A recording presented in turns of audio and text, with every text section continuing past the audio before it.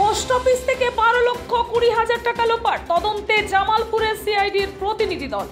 পূর্ব বর্ধমান জেলার Jamalpur post office থেকে 12,20,000 টাকা লোপাটের ঘটনায় হাইকোর্টের দ্বারস্থ হলেন সুরজিৎ পালের পরিবার।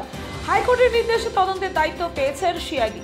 বুধবার সিআইডি 4 সদস্যের প্রতিনিধি দল জামালপুর পোস্ট অফিসে এসে দীর্ঘক্ষণ পোস্ট মাস্টারের সঙ্গে আলোচনা করেন।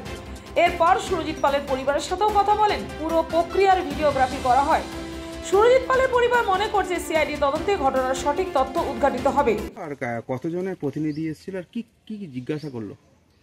আজকে আমাদের বাড়িতে সেই হাইকোর্টে কেস করেছিলাম, ওই কেসের ভিত্তিতে সিআইডি তদন্তে অফিসাররা এসেছিল, তদন্তকারীরা এসেছিল।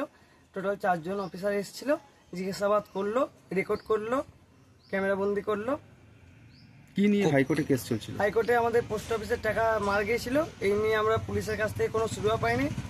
যোগাযোগ ভবনে, কলকাতার ডাক অফিসে, সুপারিনটেন্ডেন্ট অফিসে, সব জায়গায় আমরা দরখাস্ত করি, ওখান থেকে সুরাহা পাইনি, পুলিশ কোনো গুরুত্ব দেয়নি।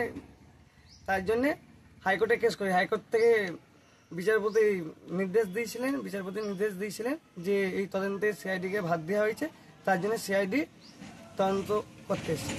বাড়িতে এসেছিল, জিজ্ঞাসাবাদ করতে এসেছিল। সিআইডি অফিসার 4 জন মিলে এসেছিল। কি জিজ্ঞাসাবাদ করলো? সবকিছু জিজ্ঞাসাবাদ করলো, আমরা কাকে কাকে টাকা দিয়েছি সমস্ত খতিয়ে জিজ্ঞাসাবাদ করলো, কাগজপত্র করলো, ভিডিওগ্রাফি করা হলো। কত সালে ঘটনাটা ঘটেছিল? 2021 সালে। 2021 সালে। কবে নাগাদ কমপ্লেনটা জানানো হয়েছিল? কমপ্লেন অনেকদিন আগে পুলিশকে জানানো হয়েছিল, কিন্তু পুলিশ কোনো রকম গুরুত্ব দেয় না বলে আমরা বর্ধমান কোর্টে করি, কেস করি। ওখান থেকে কোনো সুরাহা না পেয়ে হাইকোর্টে রিট পিটিশন করি। ওখান থেকে বিচারপতি সিআইডি তদন্তে নির্দেশ দিয়েছিল। ওর ভিত্তিতে আজকে সিআইডি অফিসাররা এসেছিল বাড়িতে, জিজ্ঞাসাবাদ করলো সবাইকে, আমাদের গোটা বাড়ির ফ্যামিলিকে জিজ্ঞাসাবাদ করলো। আমার নাম সুরজিৎ পাল, বাবার নাম রঞ্জিত পাল। পূর্ব বর্ধমান থেকে পাপাই সরকারের রিপোর্ট, উতানপুর।